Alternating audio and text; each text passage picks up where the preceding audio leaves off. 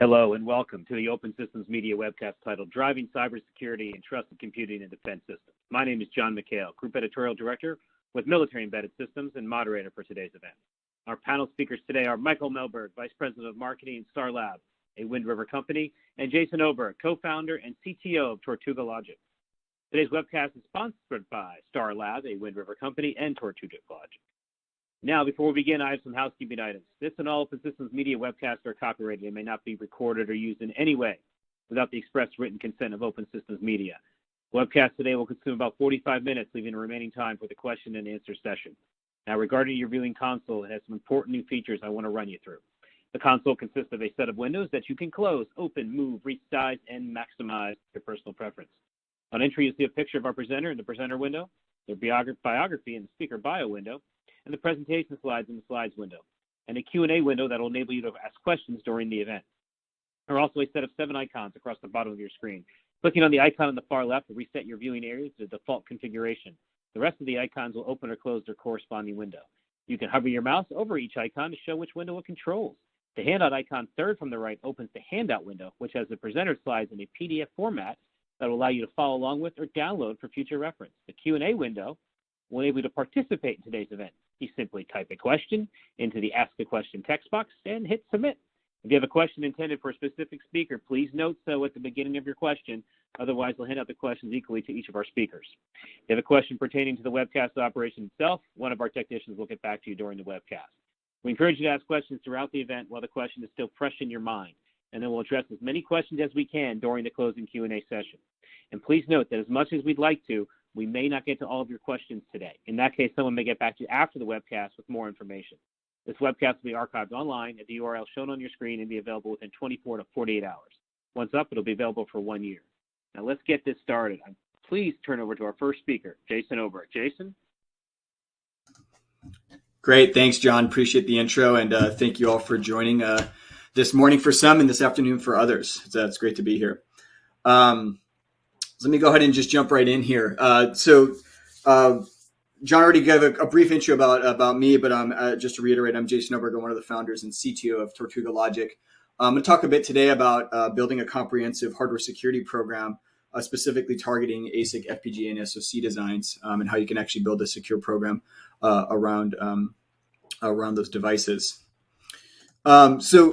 Just a quick agenda, a quick overview of what I will cover today. First, I'll just give a quick company introduction and background for those that don't know who we are. Then I'll spend some time talking about the growth in hardware security vulnerabilities, some of the recent trends that we have seen over the last several years. And then I really want to dive into the whole concept of building a security program for designing trusted and assured microelectronics, give an overview of some of the approaches that we advise and that we seem to be effective, and talk about some of our solutions in that space as well. So with that, let me go ahead and just jump into a bit about us. And so for those that haven't heard of us, really our core mission is to help companies build trusted electronic systems through systematic hardware security assurance. And fundamentally, we provide a set of software tools and products that really help drive security requirements that you may have for your ASIC, FPGA, or SoC designs, through the security verification process to make sure that you've actually validated a lot of the requirements that you had at the onset, and then ultimately enabling a security sign-off for your actual design. So ensuring that all your security requirements that were specified at the beginning are properly validated. We've been doing a lot of work historically with the defense community, both in terms of R&D funding as well as deployments of different programs. Some of our technology partners are listed there on the left, and I'll talk a bit more about some of our solutions in the later part of the presentation here. Before I get into the details of some of the solution spaces, I really want to talk a bit about some of the trends that we've seen, in the growth of hardware-specific vulnerabilities over the last several years. And first and foremost, at least on the commercial side, there's been a pretty significant increase in hardware-based attacks. So I have some examples here listed on this slide. The top left is this bleeding bit vulnerability that affected a lot of the Texas Instrument Bluetooth low-energy devices. So it's a really low-level firmware flaw that affected a lot of these devices, allowed people to remotely connect to these devices and so on. Many on the call maybe assuming that many on the call are from the cybersecurity background, are probably familiar with the Meltdown Inspector vulnerabilities that affected a lot of the large application processor companies. So this was obviously a very impactful vulnerability that had huge impact across the whole ecosystem. There's been other issues like the Starbleed vulnerability that affected a lot of FPGA devices.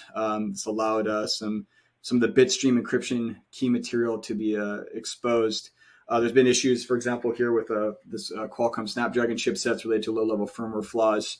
And then there was another example was this Thrangry Cat vulnerability that affected a lot of the Cisco routers, a low-level hardware flaw related to FPGAs and their secure bootloader and their root of trust. But really, fundamentally, these attacks are getting a lot more sophisticated. And obviously, the impact of these can be pretty substantial, both in terms of resolving the issues, the actual engineering effort to fix them, issue patches, and so on. And then obviously related to that is a huge time consumption to fix a lot of these problems and triage them. So at least on the commercial side, this is getting pretty significant, and we see obviously the on the military and government side, there's been pretty significant interest and investment to try to resolve this problem as well. Just to kind of highlight some of the activities going on at a very high level. There's obviously been significant investments in the securing the microelectronics, both in terms of providing more secure microelectronic designs, but also obviously for securing the microelectronic supply chain. DoD has been pretty vocal about adopting a zero trust model, specifically using quantified data that can be independently validated. That's really getting driven into the microelectronics ecosystem as well. So we see a lot of programs and activities that are focused on, providing evidence and data that can support some of the security claims that are being made about microelectronics. And I just, there's been at least $1 billion. If you look at everything in aggregate over that's been allocated for this across both the Trust and Assured Microelectronics program, as well as bigger acts like the Chips for America Act and other active works being done through Congress. There's been some pretty significant investments to address this problem. So, obviously the government's recognizing the impact that we're seeing on the commercial side, and it's obviously important that we protect our government systems as well. And so really kind of what's the underpinning of all of these vulnerabilities? So I have here a chart on the right. These are the total documented vulnerabilities, specifically the CVEs by year. So this is actually from the NIST National Vulnerability Database. If you query this for hardware vulnerabilities, you see this trend growing in the last several years. And fundamentally, we think this is happening, one, because there's actually becoming a lot more drive to build security features into hardware. Conventionally, the hardware was kind of a blank slate. You configure it to do whatever the software tells it to do. There's a lot more custom security responsibility the hardware has now. And what's actually happening is that, before these were all pure software issues, there's actually a lot of hardware-based issues that we see popping up because, customers make mistakes, the complexity is growing, and so on. And related to that, really just the foundational complexity of modern chipsets is growing dramatically, both in terms of, the gate count, the actual size of the chip, but also the actual complexity of software that's executing on the chip as well. And so those kind of compounding together really make it really difficult to reason about some of these problems. And really looking at the whole system from a security standpoint is becoming increasingly more challenging. And we see that as a big factor in this growth as well. And then the third one is really a lot of these vulnerabilities are actually becoming a lot more remotely exploitable. As we're seeing a lot more, obviously, devices being more connected, there's actually hardware vulnerabilities that are fully exploitable or remotely. And Meltdown and Inspector are really good examples of that. And because conventionally hardware vulnerabilities were viewed as you have physical access to the device, you measure power consumption, or maybe you inject a fault and you try to change some behavior. A lot of these new attacks are actually exploiting devices remotely, which is very impactful, right? So the scaling an attack is a lot easier than it was before. And so this may be obvious to some, but just to reiterate this point and talking about kind of the impact of a hardware vulnerability. If you look at a typical computing system stack, you have the application software all the way down to your actual chipsets, system on chips, FPGAs, ASICs. as well as like hardware roots of trust that are really focused on bringing up the system securely.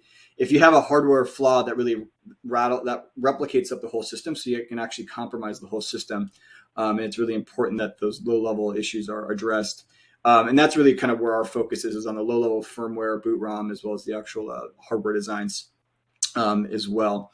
So that's kind of just to contextualize kind of what we're addressing. It's really fitting into that domain. So moving on from here, I really want to talk a bit about, obviously we kind of talked about the significant growth in hardware vulnerabilities. I want to spend some time talking a bit about, how you can build a more comprehensive security program to help design more assured microelectronics to help combat some of these issues. And fundamentally, here are kind of the key components that we always promote for building a comprehensive hardware security program. Fundamentally, starting with security requirements that are defined at the onset, as best you can, obviously, to specify what security requirements and what security objectives you want to be handling for your design, helping drive that into a security verification process. This fits well into these zero trust paradigms because you can take some requirements and then you can independently validate them without just trusting a design that may have been given to you by maybe a third-party vendor or even in-house engineers. So you can actually validate this, with a more systematic security verification process. And then ultimately that can help enable a security sign-off where you can take the security requirements that you've had at the onset and be able to validate those before you actually, release your product, whether it's, program your FPGA design and ship it or actually tape out your ASIC and so on. Obviously, this is an iterative cycle. You can never be fully secure, but by doing all this ahead of time, you can get a lot more, much higher security assurance. And one thing I also want to highlight, this is especially relevant with our commercial customers, but equally with a lot of our government customers as well, is that obviously security is very cross-organizational. It's not just an engineering problem. It touches, sales, it touches marketing, it touches legal compliance, standards bodies. And so really kind of having a comprehensive program helps link a lot of the different stakeholders in the organization on kind of an aligned objective, and making sure that the concerns that different stakeholders have at the onset of the program are actually being validated when the product is shipped. So we're a very big advocate of that as well. And I'll talk a bit more about some of these details as we go through this. So this all sounds great, but there's a lot of challenges really fit in here, and I'll talk about some of our approaches to address these over the next few slides. But first, challenge number one, really defining comprehensive security requirements can be challenging, right? So being able to build something that's not too abstract that you can actually then validate as part of your ASIC, FPGA, and SoC verification process. So that's really challenge number one. Challenge number two is really being able to scale your validation of those security requirements in the existing verification environments. Obviously, for those on the call from the semiconductor side, we know that they're some of the most complex devices humankind has ever created. So really looking at validating that just to make sure it works correctly is a very big challenge. So looking at security as a layer on top of that is also a big challenge. So you really need automation and scale to make this work well. And then challenge number three is really identifying issues, early on to enable this sign-off process, right? So if you find issues early on, then you're not trying to triage them later. And so that really facilitates enabling that sign-off process in an efficient way. So talking a bit about kind of leading into kind of some of our solution space and talk about some of our approaches to this. So one, we're very focused on using a data-driven methodology for security requirements. So specifically, we do a lot of work with the Common Weakness Enumeration database that's maintained by MITRE. MITRE is it's an FFRDC funded by the Department of Homeland Security. I'll talk a bit about this Common Weakness Enumeration database on the next slide. But basically, we have a really compact way of taking those common weakness enumerations and helping create Radix security rules. Those security rules can then be fed in to your existing ASIC, FPGA, and SoC design environments that you're using to build chips to really help validate those security requirements in a very efficient way. So that really addresses solution number two. We generate these security monitors that basically run in your environment. I won't go into the technical details today, but we integrate seamlessly into those environments. And then the third solution, we're really focusing on providing analysis and tracking tools to help really link back to your requirements, making sure you understand where the issues are, making sure that they're remediated, so you can ultimately, get convergence from a security standpoint to sign off your your design. So, one of the things I want to talk a bit about is this new initiative that we're heavily involved in from MITRE. It's the Common Weakness Enumeration initiative. This has actually been around for about 15 years in the software domain. It's had a very successful track record of cataloging common software weaknesses. In February of 2020, they introduced a hardware taxonomy. So there's a link there at the bottom that you can go to, and there the screenshot is basically the 12 categories for the database. And really, this provides a common way of talking about weaknesses in hardware that can lead to vulnerabilities. So these aren't documented vulnerabilities; they're really the weaknesses that can be exploited to introduce a vulnerability like Meltdown or Spectre or similar.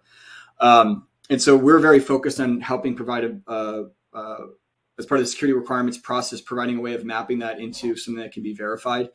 We cover about 80% of the MITRE CWEs currently, and I'll talk about the specifics on the next slide. But this provides that really strong foundation for performing security, for both defining your security requirements as well as verifying those requirements on your real design. And so just to give you kind of an overview of the details of what's in here, just to orient you with the slide, the bubbles here are the CWE categories I had just shown in the prior slide. And that's the name of the category above each bubble. And then the number inside the bubble is essentially the number of weaknesses per category. In the database today, there's about a little over 100 hardware weaknesses. So we're really focused on kind of more the digital level ones. That's our classification of these. So things that are in those categories there on the right.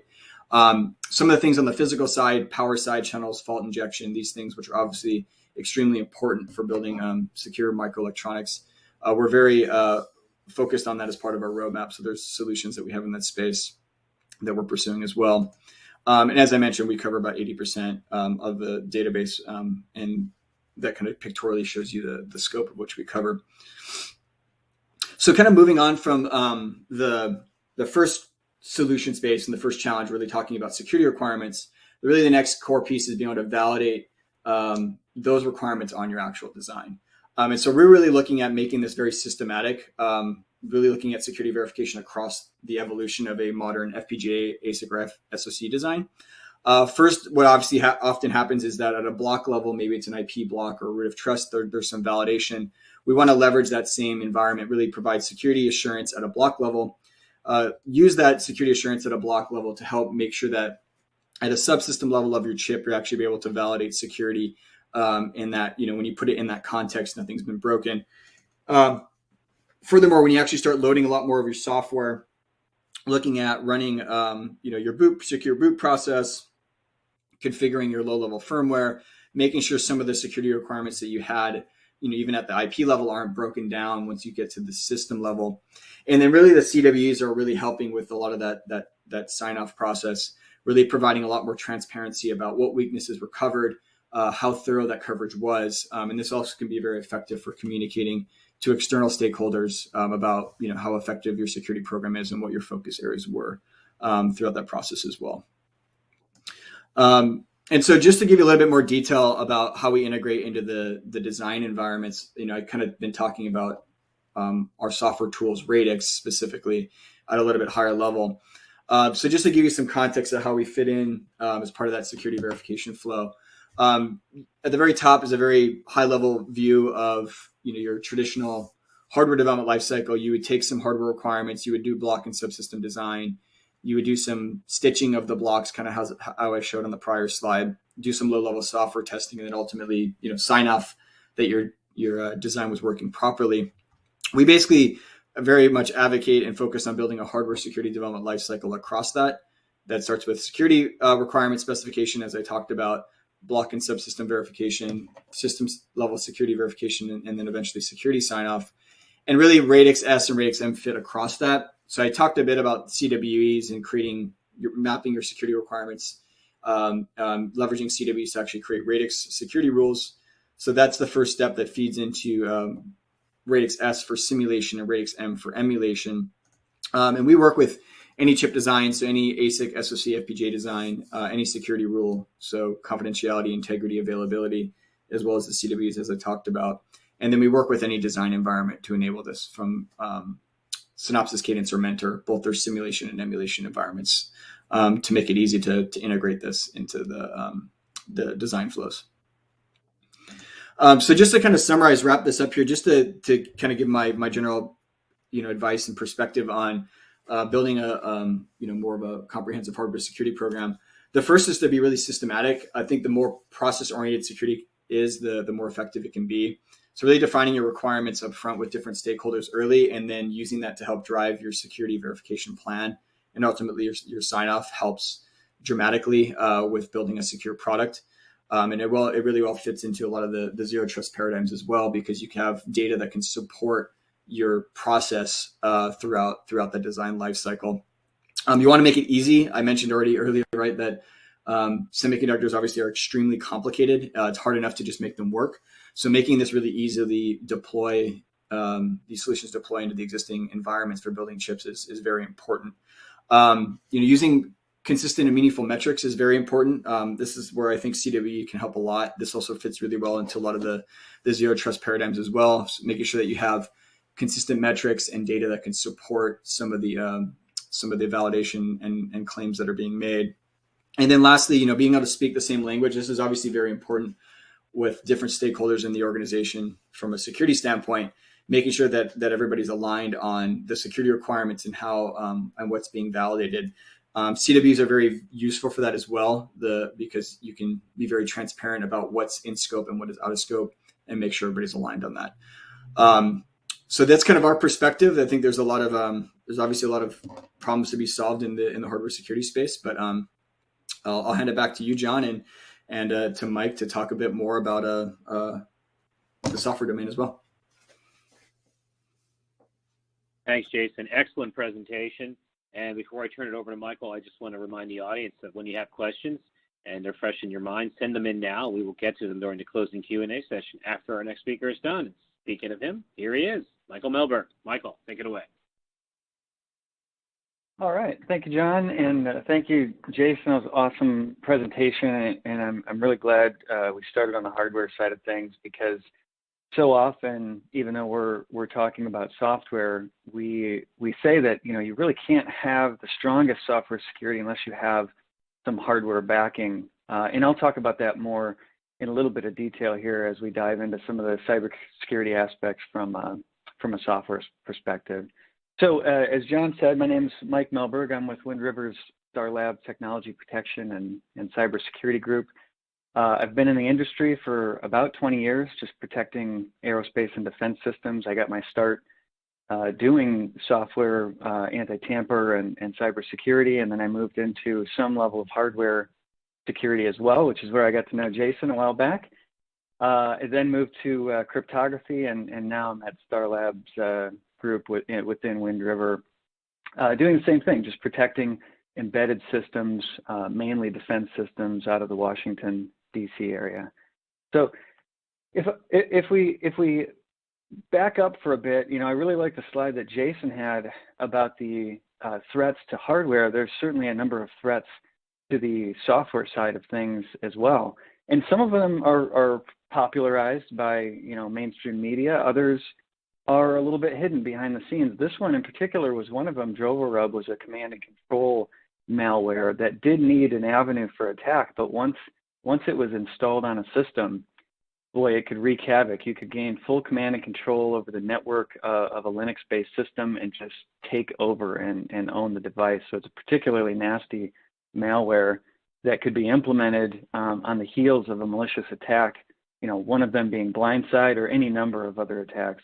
Blindside was a return-oriented programming style attack, which gave you access and privilege within a Linux-based system.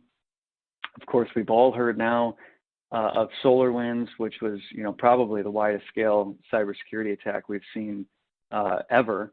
And one in particular that actually, affected me, not in a terribly negative way, although I know people that it did, was the Colonial Pipeline. So being here on the East Coast, we started to see panic in the area.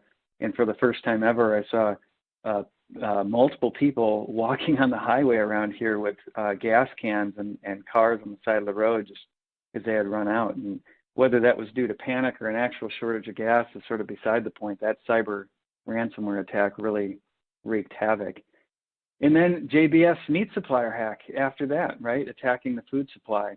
And, the question is, what's next? Well, there's been a couple even after that, the electronics art IP attack, and we just don't know what's next. It could be any company or any technology, and now we've seen with Jason's presentation that it can happen both on the hardware side.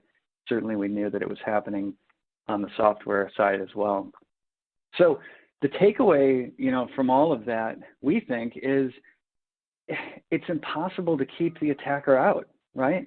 And there's real reasons if we stop and think about, because that's a strong statement. Is it impossible to keep the attacker out? There's real reasons. Number one, we can never find all the bugs or vulnerabilities in a software system. If you think about a system like Linux, which the kernel alone has something like 30 million lines of code, just under, growing at 10% per year.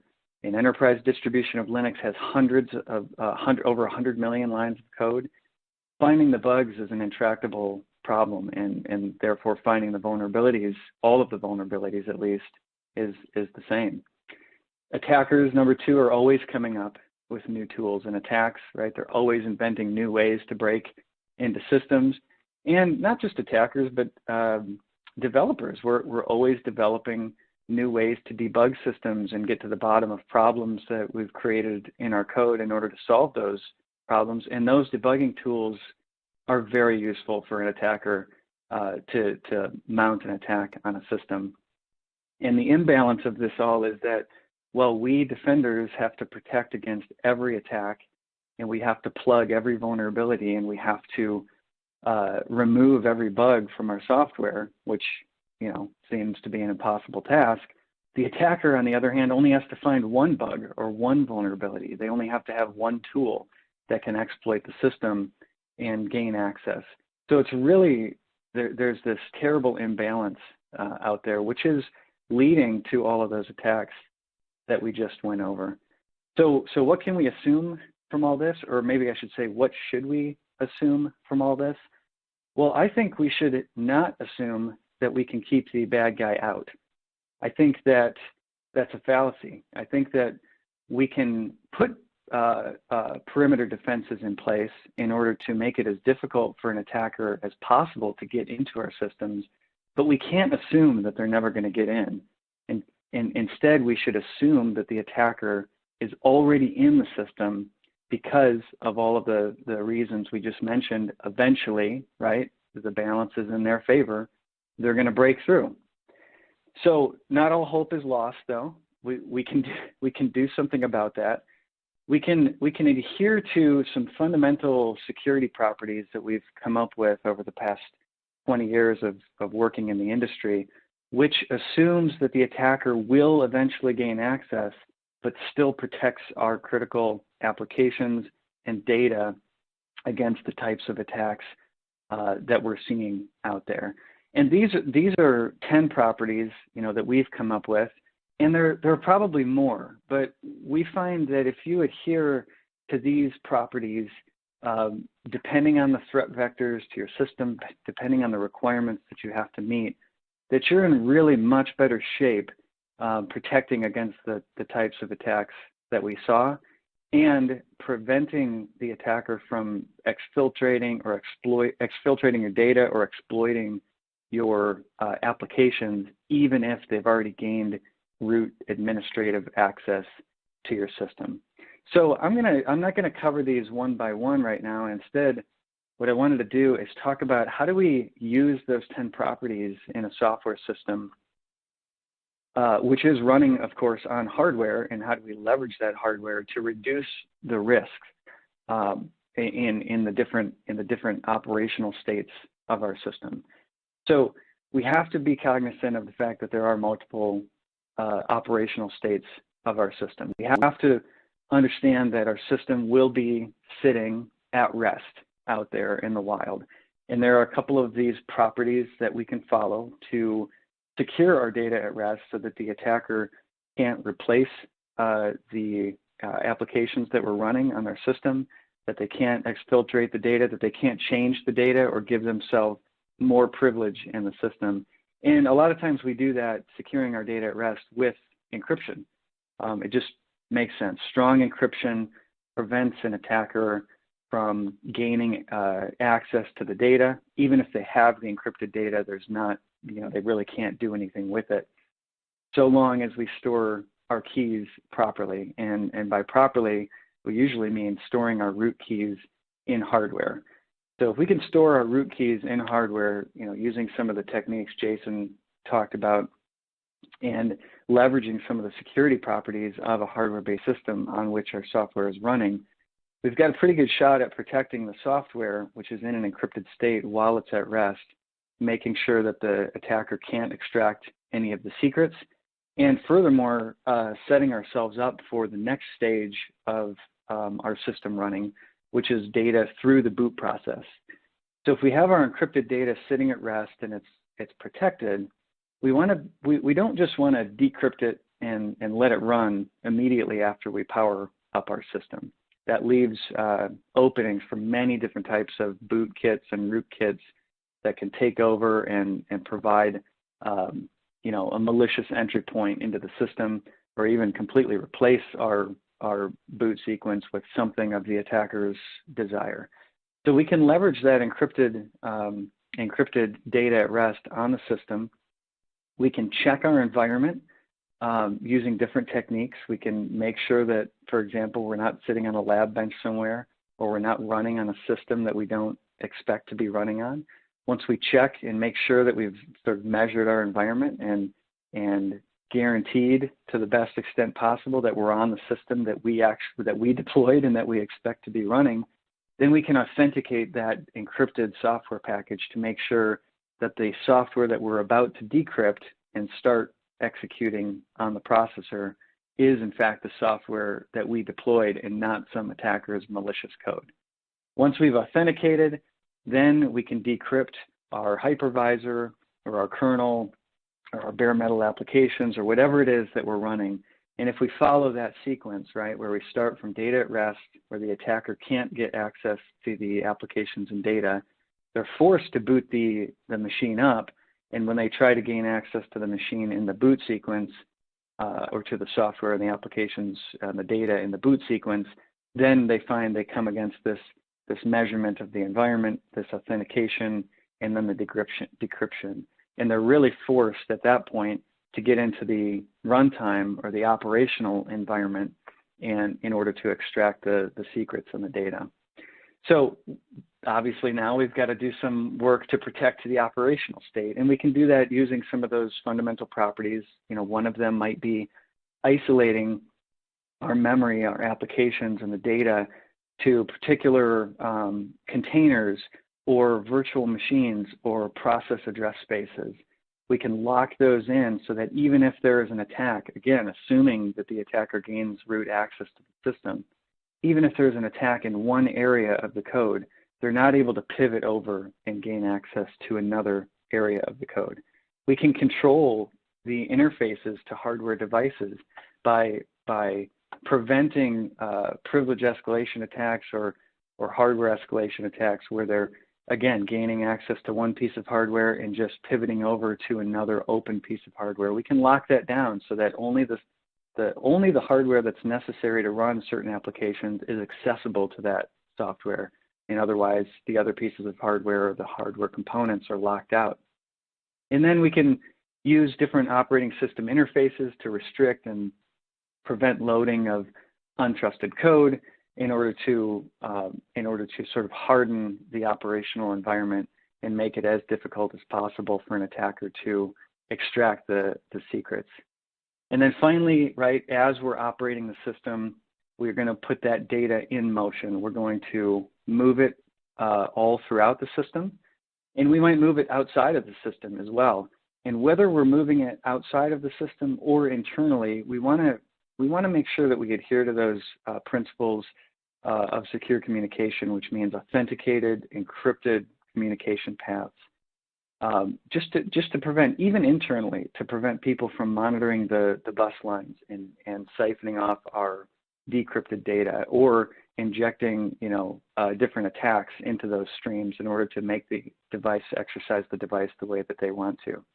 Data input validation is making sure that the users or the other devices that are interacting with our device is valid and that they're not sending malicious code or data or extraneous information over that we don't want to process. And then finally, integrity monitoring and auditing, constantly monitoring the integrity of the operational state to make sure that everything is as it's supposed to be, and if it's not, to catch it, to quantify how bad the attack is, if possible, and if possible, take some sort of action against it, whether that's shutting down or rebooting or destroying keys or what have you. There's lots of different responses that we can take. So all of these together are really necessary to ensuring that the software, the operating system, the virtual machines, and the data that's running through the system are protected at all stages. And you can see how all of that, again, is tied to what Jason was saying with the hardware security and making sure that we're locked down via hardware mechanisms so that whether they're trying to perform a software attack or when they try to perform a software attack, rather, they're forced to get it into an operational state. And when they find that they can't do anything in the operational state, they're forced to hardware level attacks, which are much more complicated and expensive to perform. So if you, security is not just something that you do to meet requirements, although many times that it feels like that is the case. There are actually really practical reasons or examples of how you can use security to increase, for example, cybersecurity or perform, software updates on your system, which can reduce the cost over time and make sure that your system is in an operational state when it needs to be, right? Mission critical systems need to run when the mission is going. Otherwise, we don't have cyber resiliency. So this is just an example of a few of those properties, 3 in particular, that we can utilize to gain cyber resiliency in a defense system, which means ensuring the critical functionality even in the event of a cyber attack, even in the event of a root level administrative access by a malicious actor. If we combine attack surface reduction, which just means minimizing the amount of code that we put into the system such that we're only using and operating the code that is necessary to complete the mission, well, then we've reduced the number of bugs and vulnerabilities an attacker has access to. If we can partition our hardware so that only the application only has access to the hardware components that are necessary to run the mission and not all of the other components in the system, then we can limit the attacker's view into the system. And even if they gain access, they can't pivot and move somewhere else. And the same thing on the software side. Using containerization and isolation, whether it's through process address spaces or virtual machines, will allow us to prevent those pivoting types of attacks. And more so, cyber resiliency is sort of tied in some cases to software updates where we might have a new golden master that we need to ship to our device or our system that's running out in the field in order to account for new vulnerabilities that we've discovered and make those updates. If we combine data at rest encryption with secure communication so that the data that we've encrypted passes over an encrypted and authenticated line into the system with the updates, and then we do some sort of mandatory access control and privilege check on that, along with a secure build configuration that ensures that we're not loading unsigned drivers and other code that we're not expecting, but we're only loading authenticated, secure encrypted code, well, then we have a true secure software update mechanism that can guarantee some more cyber resiliency in the system. So those are just 2 examples of what we can use security for in order to gain, true cyber resiliency and extra functionality in the system and reduce our costs and reduce the likelihood that an attacker is going to kill our mission. And all of this amounts to, protecting the mission isn't an impossible task. It's difficult, but if you employ these 10 properties correctly, it can be a much more manageable. And like I said, if we assume that the attacker is already in the system and we protect the data and applications at rest through boot while they're in motion and in transit and operationally as well, then we can guarantee some level of cyber resiliency, even in the case of the examples I showed in flight, or maybe it's a tank or it's on the ocean or whatever that system may be. So that was a lot to cover in 20 minutes, and each of those 10 properties, we could talk about for hours. I just wanted to share that we do have a 10 properties of secure embedded systems training that we give, which actually dives deep into hardware level attacks, software level attacks, and then how to prevent them with each one of these 10 properties, which ends up being about an hour and a half or 3 hours. It's a free training that we give. And if you're interested in that, you could certainly reach out to us, and we'll reach back and see if this is a right fit for your company. So I appreciate the time. Now I'll turn it back to John so that we can take some questions. Thank you, Mike. Excellent presentation as always. And once again, Jason, thank you for your presentation. Let's get right to the Q&A. First question I have, this looks like it's for Michael. Do these properties address various security requirements like NIST SP 800-53?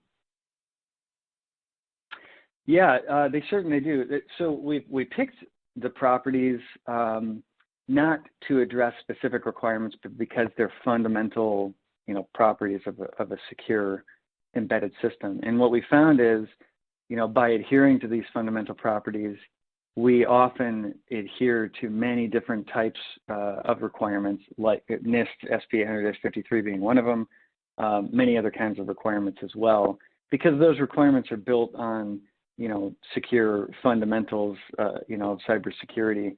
And by adhering to some of these properties, or many of these properties, we can actually address requirements that exist now in the field, but more so requirements that may come out in the future.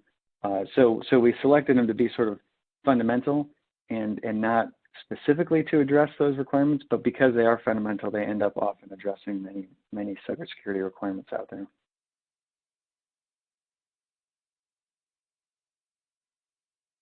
Thank you very much, Michael. Next question. This came in earlier. I think it's for Jason. Has this process tool been vetted through Type 1 cryptographic applications? Thanks, John, for the question. Yeah, so we've done some work broadly in this domain. I think, it's obviously somewhat of a partially a sensitive question. So I guess what I'd suggest is the individual that asked, if you follow up with me, I can share some more specifics on some of the work we've done in this domain. Okay, next question. This one will be for Jason as well. How do you create Radix security rules for hardware CWEs? Yeah, no, I didn't get into the extensive detail there in the presentation. It's a good question, John. So we do have a guide on our website. It's basically a Radix CWE coverage guide that basically maps how you can take a given CWE and create a Radix rule for it. So we have some templates for that. So we have some more detail on our website for folks that are interested. If you send me an email, I can point you to that, or you could find it on our website as well. Thank you. And just a reminder to the audience, send your questions in, and we have our two experts here to answer them. Next question is for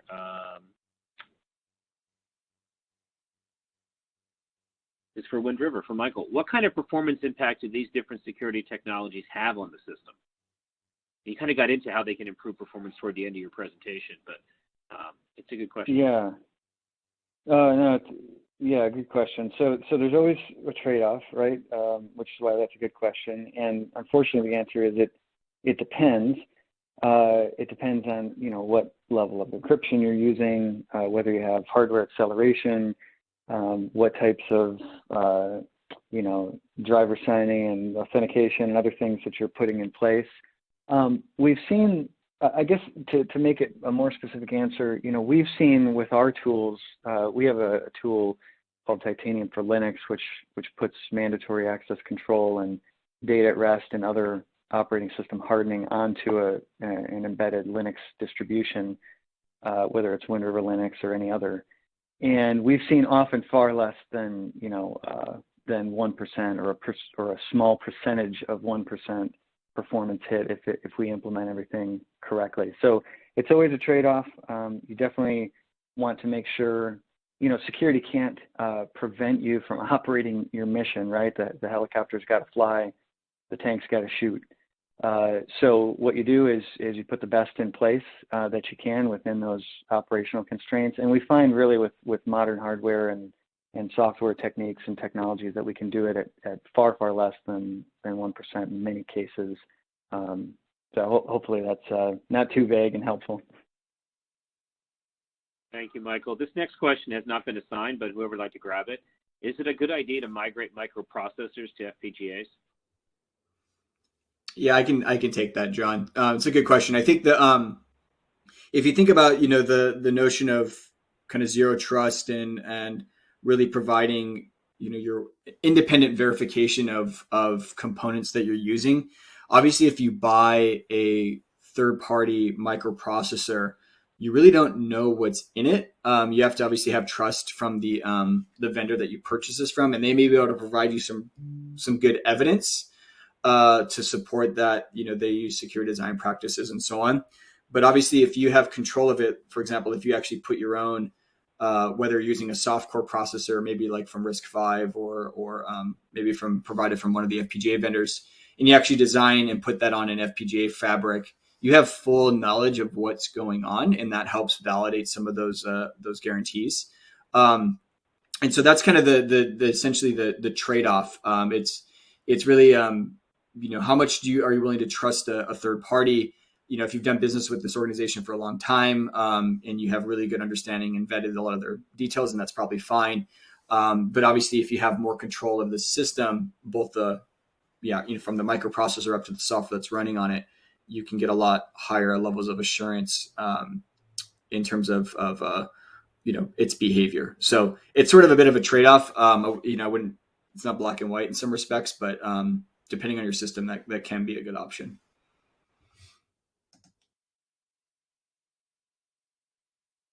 Thank you. Next question is once again for you, Jason. And how does Radix fit into the ASIC FPGA verification environment? Nice follow-up.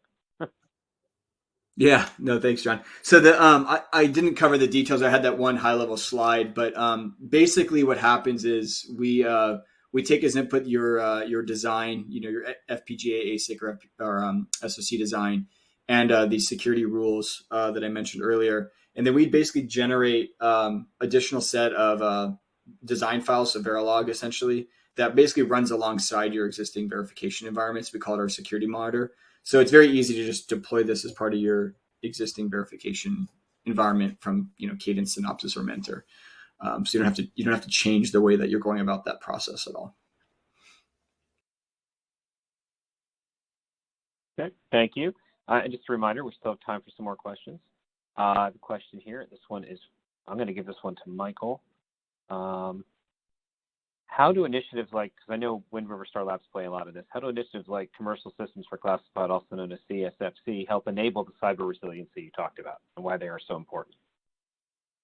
Especially for the military. Yeah, that's great. We've dabbled deeply, maybe I should say, in CSFC. So for those that aren't familiar, the Commercial Solutions for Classified is a way to use commercial off-the-shelf components to, move and store classified data. Typically, we'll see multiple layers of commercial solutions that are necessary that come from different vendors.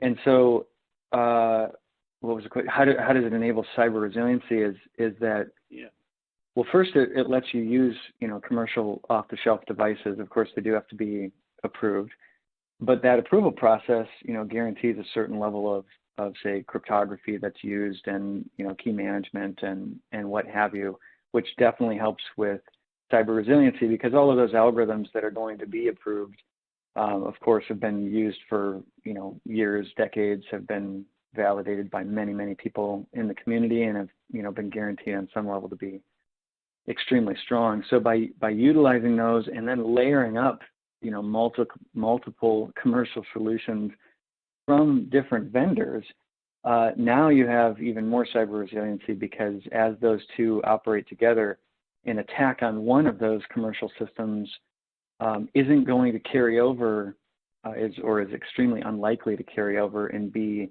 an attack that could be run on the second system, just because they're different code bases written by different people that are operating in different ways. And so a vulnerability exploited on one may not exist in the second one. And that's sort of what I think that whole solution space is aiming for.